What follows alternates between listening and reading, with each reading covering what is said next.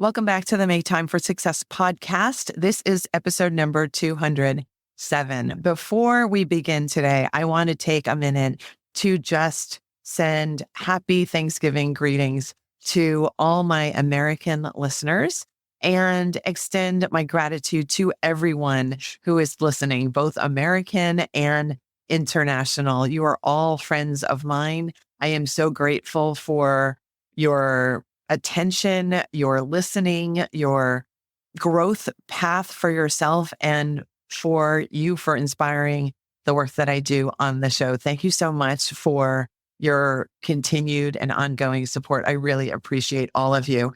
I want to share two recent reviews that came in for the show. They are lovely, and I'm grateful for these review writers as well. The first one said, "Brilliant information. It's brilliant listening to your podcast and the way you are talking and sharing with us the best way to get steps forward for better lives away from procrastination.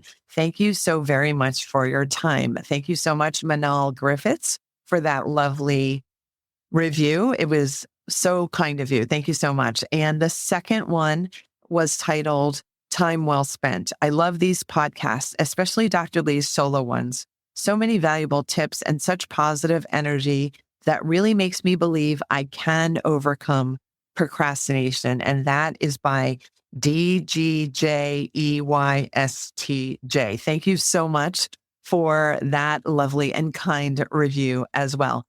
If you're listening today and you haven't sent in a review, please do me a favor. Take a few minutes after you listen to this episode and send in a 5-star review. These reviews really do help the show get in front of new listeners. And I hope to make this podcast grow wide and far so that we can help many more people together. And in this episode, we are going to tackle the topic of what to do when you feel like you have stalled. This is a very frequent occurrence, I think, at least amongst my clients and patients. And I wanted to share an in-depth review of the tips that I use for myself when I feel like I've been stalled or stalling, and the tips that I share with my clients. I hope some or all of them help you so much. Let's go listen to the episode together now.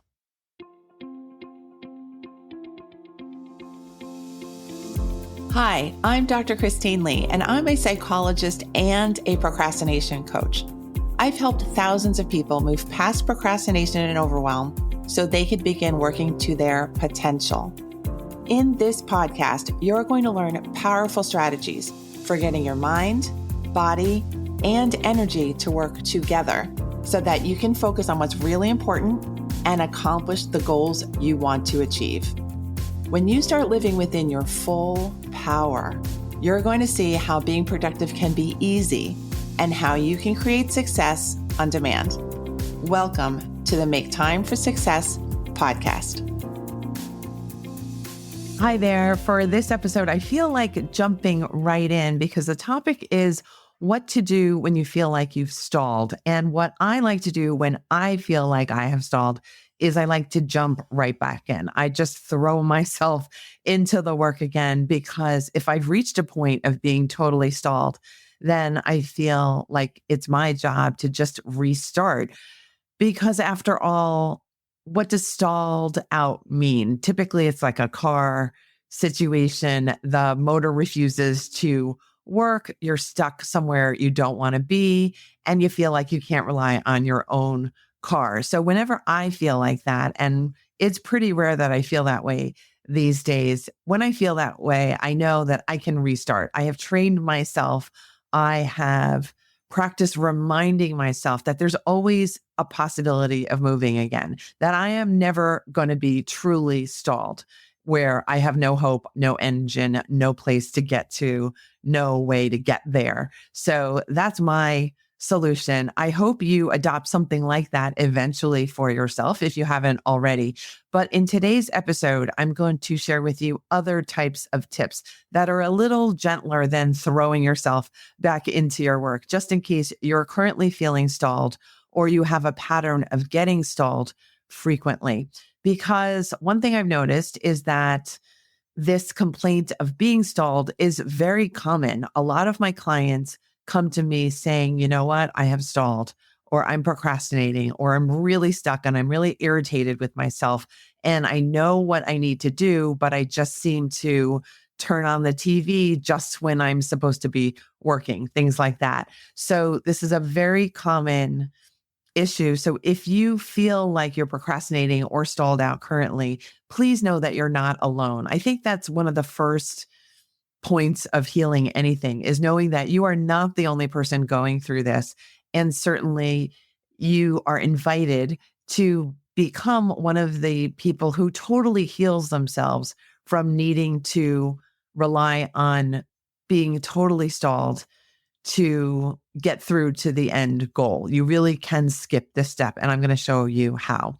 So, as a psychologist and coach, when I hear my clients say, you know what, Dr. Lee, I feel like I've stalled, I feel like it's my job to do a number of things, or I should say to not do a number of things. So the first thing I should avoid doing is becoming afraid for the client, because my job is really to always have 100% faith in the fact that my client can do what they're wanting to do. And I feel like that always works out, because that always puts me in a positive, supportive advisor kind of role where I'm not naysaying or doubting the client in front of me. I am believing that they have what it takes to get what is needed done. So that's the first thing that I'm not supposed to do as their coach or therapist. The second thing I'm not supposed to do is to be judgmental about what they're doing. Because if I said, oh, wow, there they are being stalled out again,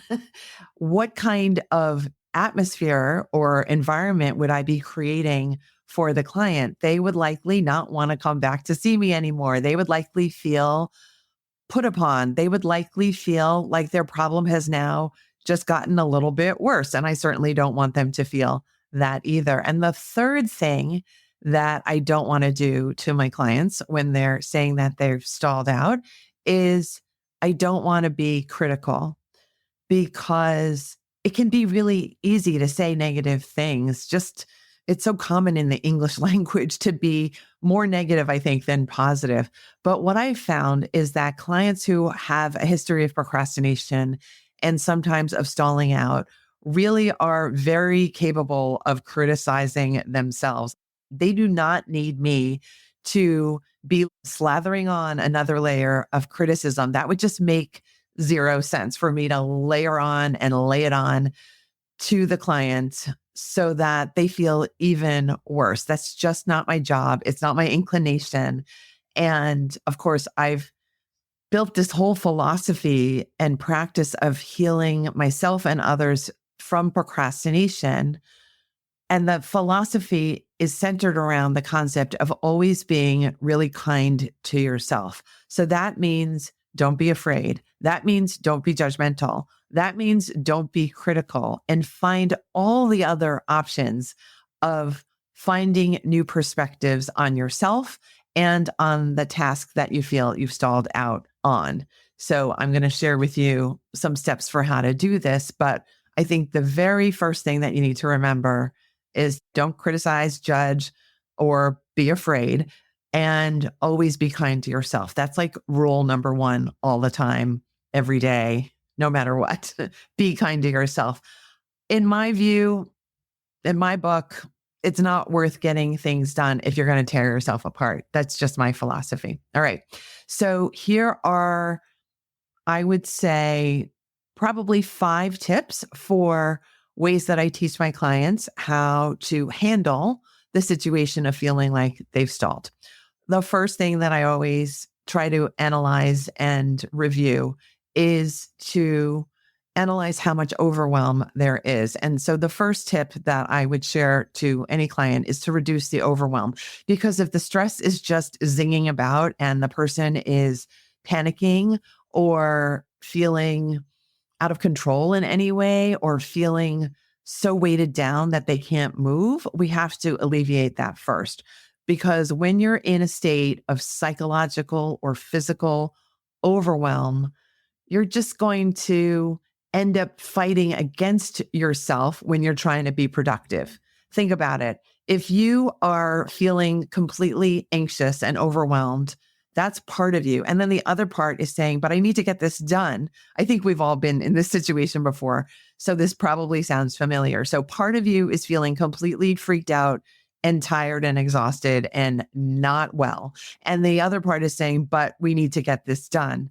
That creates this conflict, and that creates a situation where getting things done is just going to be so difficult to do. And it's generally a losing battle. Sometimes you can get to the finish line in those circumstances, and sometimes you might need to.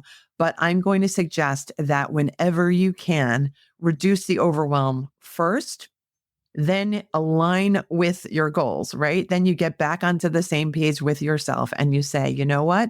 My goal is not to terrify myself. My goal is not to feel completely overwhelmed. My goal is to actually read another chapter, write another chapter, whatever it is for yourself. It's just to get back onto the page of directed, purposeful action so that you feel like you're making progress. That helps to reduce the overwhelm always. And just decide you're not going to fight with yourself anymore. And I want to say it's easier than you might think. If you're thinking it's really difficult, I think that's probably just a sign that you've been with this old habit of tearing yourself apart while you're trying to be productive for a long time. So, time to reduce the overwhelm, time to try a new habit. Be kind to yourself first, get on the same page with yourself, and then proceed. All right. The second tip that I have for you is do just one thing to start, because you've just been stalled. You just feel like you've reached a hopeless point. So now, instead of thinking about the 100 other things that you have to do on your to-do list, and you have them, you're just going to decide, I'm going to treat myself kindly. I'm going to reduce my overwhelm. I'm going to select one tiny thing to get done. And I'm going to consider this an important first step for myself. I'm going to decide what the tiny thing is, and then I'm going to proceed. And tip number 3 is how to proceed with that one item. When you pick one item, by the way, you automatically reduce your overwhelm because your brain can rest. Your brain can say, you know what? I can handle focusing on one thing. My brain was designed to do things effectively. And when we focus on one thing, we end up being more effective. We end up being clear. We end up not being overwhelmed. We end up saying, oh, this is a lot easier than lifting all the things at once. Should make sense there. All right. So tip number 3, I should say, is to use a very simple model of progress. And I will share with you what this model is. It's pretty easy to remember.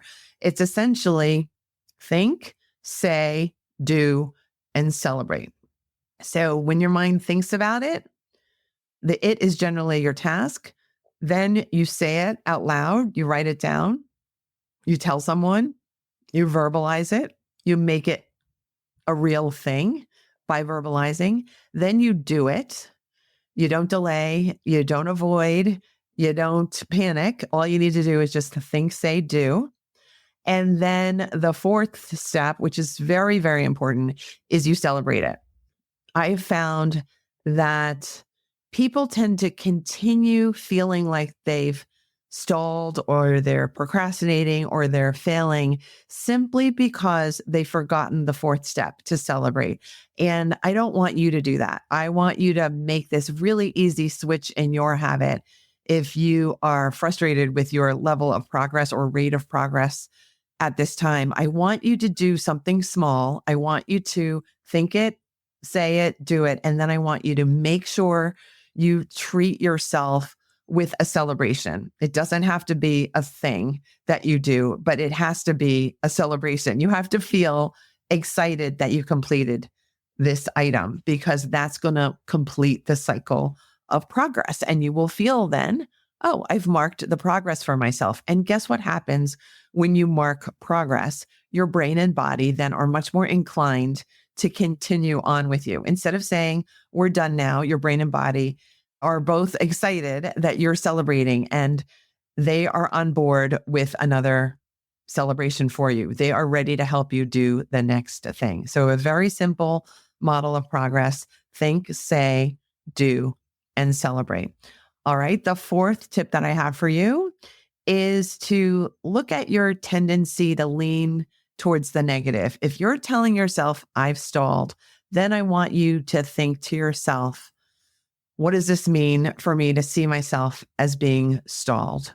And generally, I think when people get stalled, they start doing other things with themselves. They start calling themselves nasty names or becoming super frustrated or irritated with themselves and feeling scared. I think when we feel like we can't move or we haven't done anything or we've wasted our time, it can be a little bit frightening. So I want you to say to yourself, maybe up to this point, I've been leaning negatively more than I need to. Maybe I need to take a different kind of perspective, maybe a more neutral objective viewpoint will help me to avoid feeling like I'm stalled periodically. Maybe I should try to think like Dr. Lee does on the podcast, or like my coach or my therapist or my friend does. Somebody who is not you, somebody neutral, an objective observer, maybe even your car mechanic. I was thinking about that when I was thinking about what to say on this episode. And I was thinking about the car mechanic because it's likely that your car mechanic, when it's looking at your stalled engine, is not going to freak out, right? The car mechanic, man or woman, is going to say, it looks like the engine is not working because of X, Y, and Z. Let's do A, B, and C. So in the car mechanic model, no complaints are necessary. No name calling is necessary. No frustration is necessary. It's just a review of what the situation is and then a quick assessment of what the potential solutions, the doable, reasonable solutions might be. It's just all a simple transaction, no stalling out needed. So pretend you're a car mechanic. Pretend you're a diagnoser. Pretend you're a psychologist. Pretend you're me if you need to borrow my voice and my mindset for a few minutes. No worries at all. Feel free. Lots of people do this. Lots of my clients say they have my voice in their head, and that is fine by me if it helps. Certainly feel free to do that.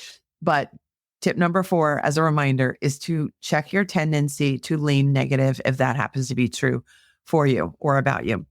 Tip number 5 is something a little more radical, I would say. And I would say this is something that I believe anybody can do if they really try. And that is to decide that there really is no such thing as being stalled. So that's why it's a radical tip, because it's really challenging your whole belief system. Because are you actually stalled, or are you just pausing? Are you just deciding you need a break?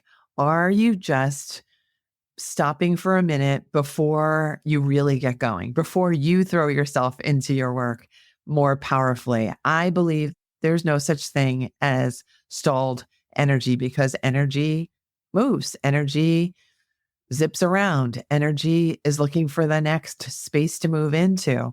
That's my understanding of energy anyway. So try this belief on for size and see if it helps you. There's no such thing as stalled. And then you decide, what's next? What's my one small item?